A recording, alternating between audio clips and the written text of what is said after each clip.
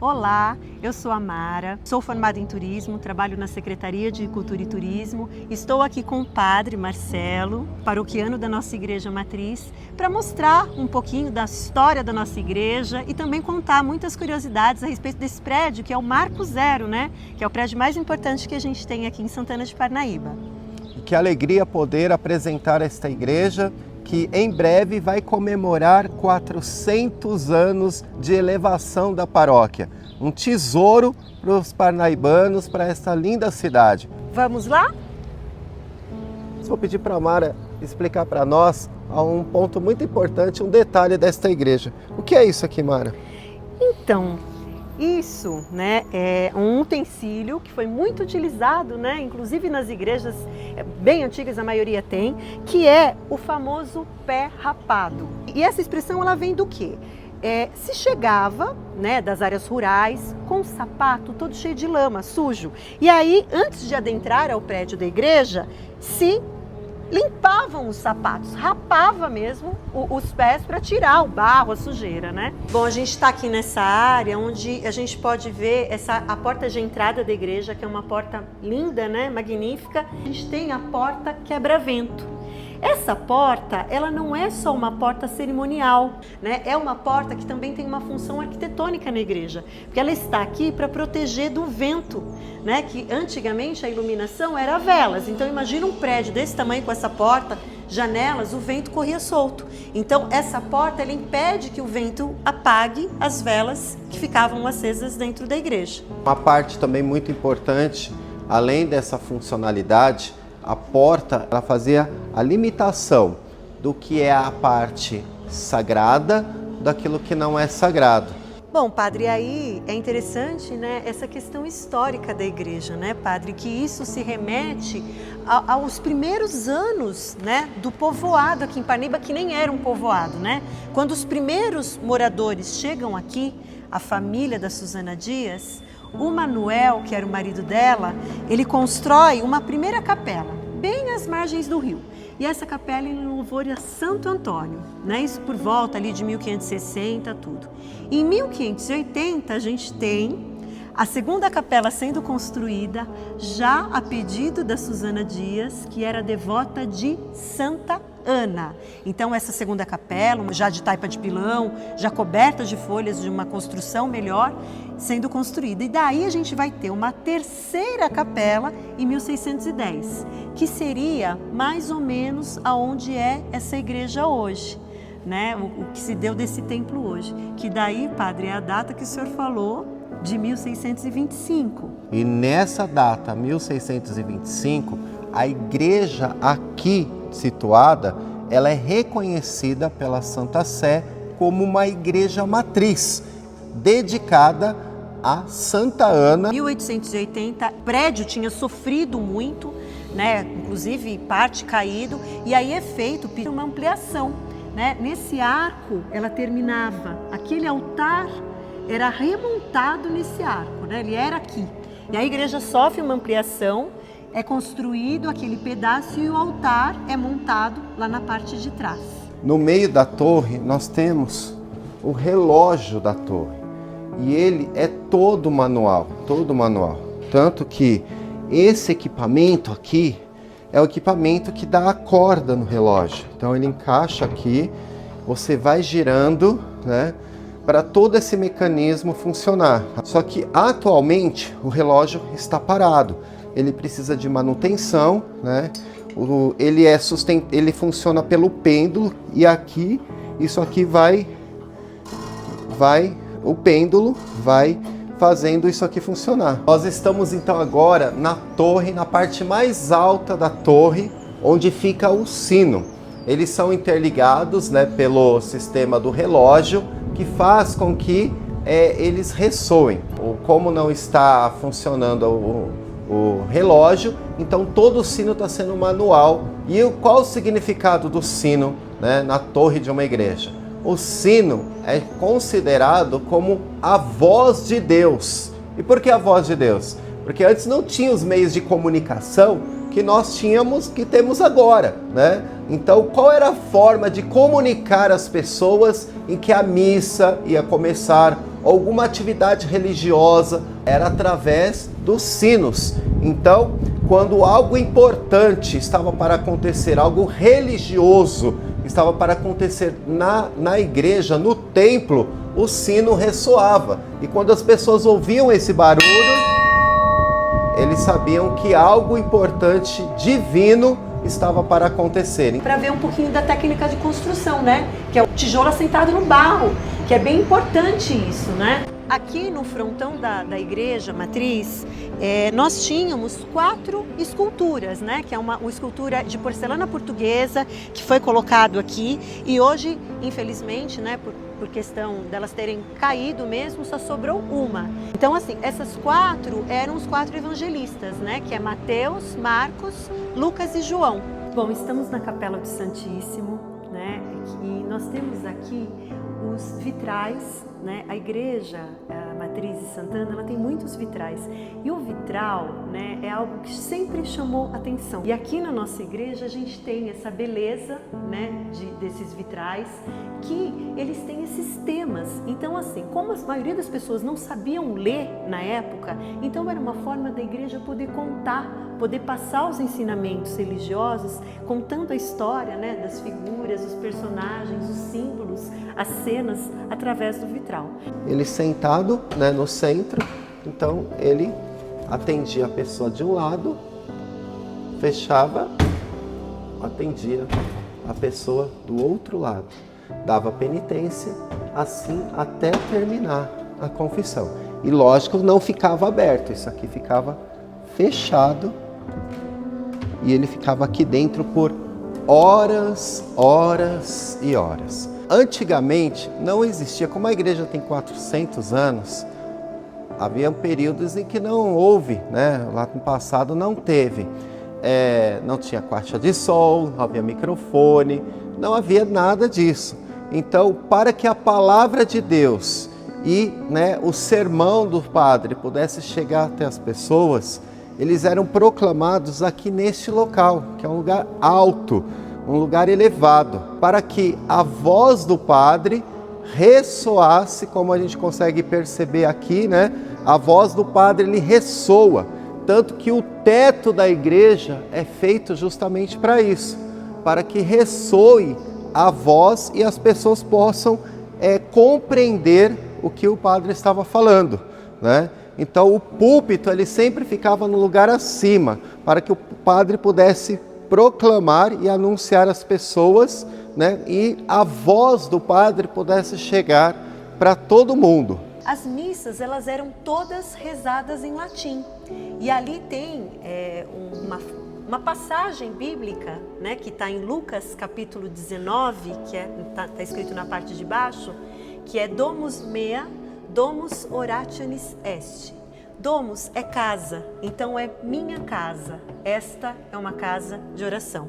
E está escrito em latim, né? Da mesma forma que as missas eram rezadas antigamente.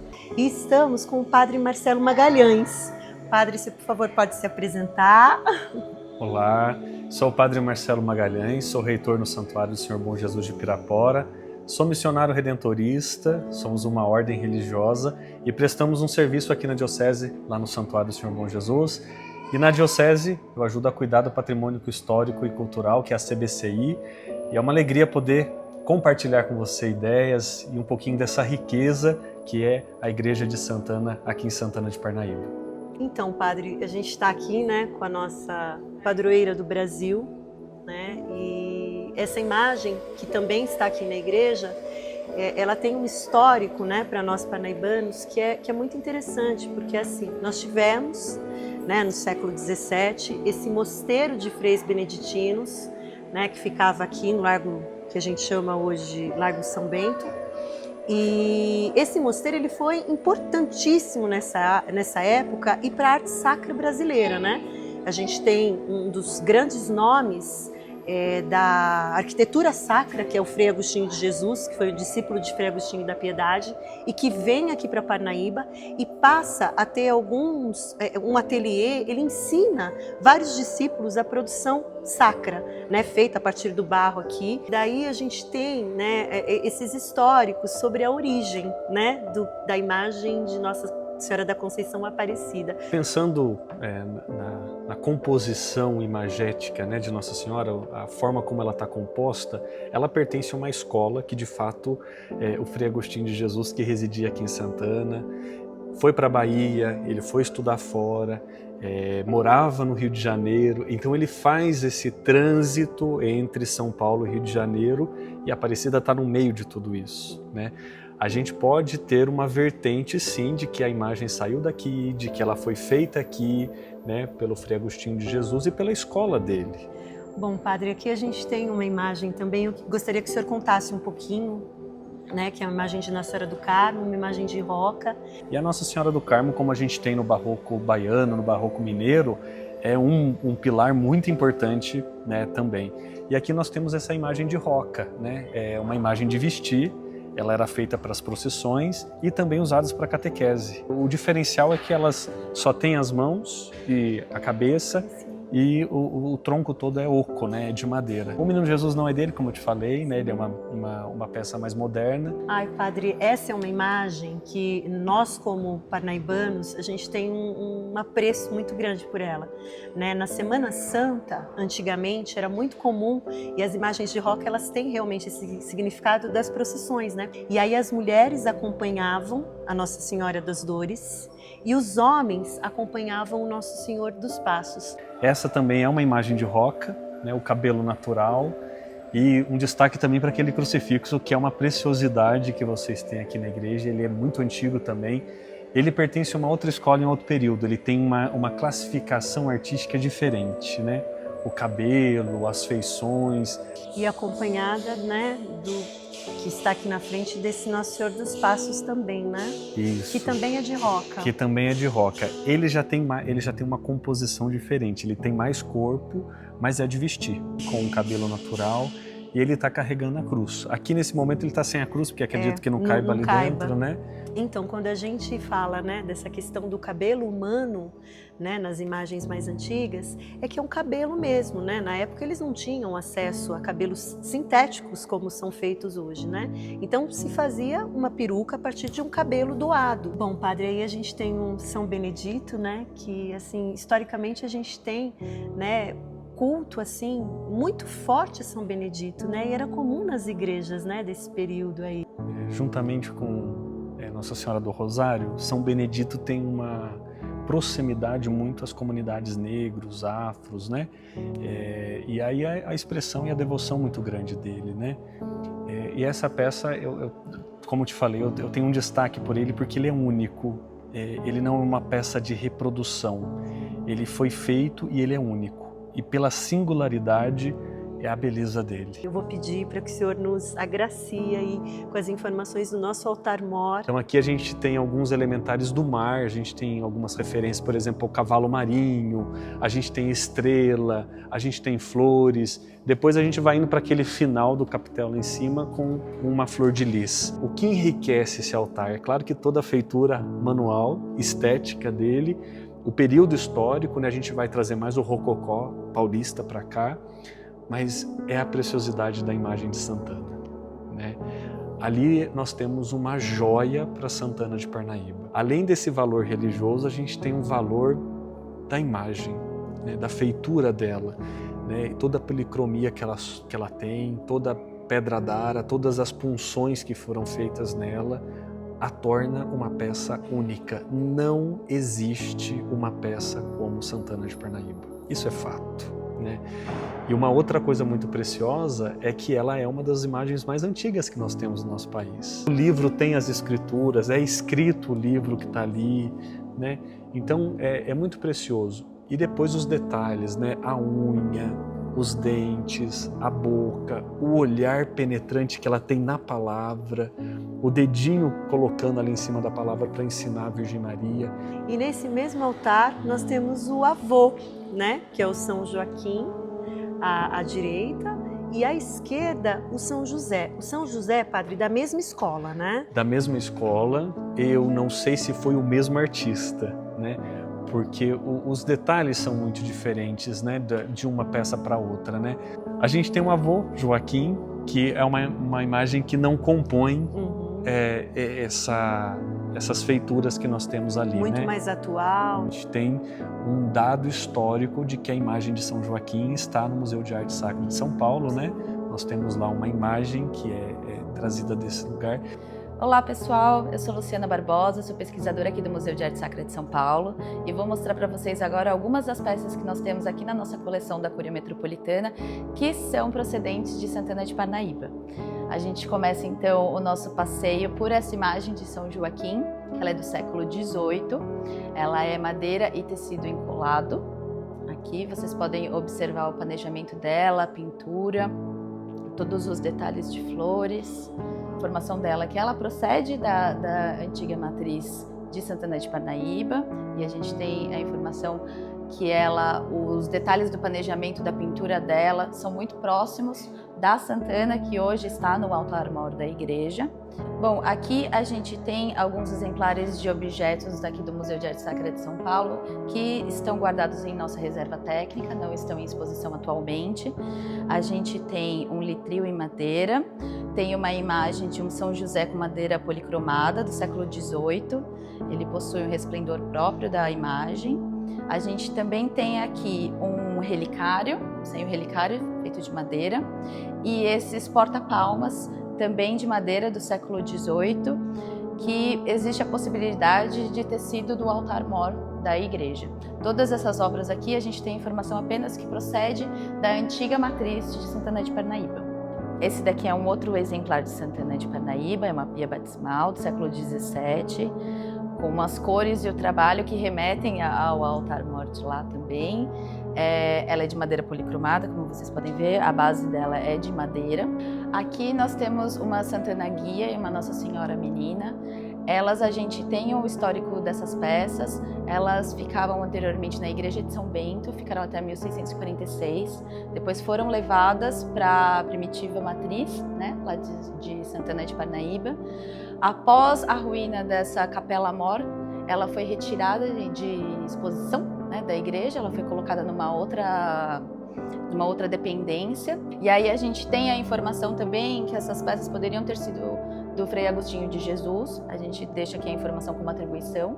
Aqui nessa vitrine a gente tem diversos exemplares de objetos produzidos em marfim, de diversas igrejas aqui de São Paulo, do estado, e de Santana de Parnaíba a gente tem esse Cristo aqui, século XVII. Aqui nesse corredor da exposição, que é final do século XVII, começo do século XVIII, a gente tem essa vitrine com obras do Frei Agostinho da Piedade e Frei Agostinho de Jesus. A gente pode ver esses dois exemplos aqui, que é uma Nossa Senhora da Purificação e a Nossa Senhora dos Prazeres.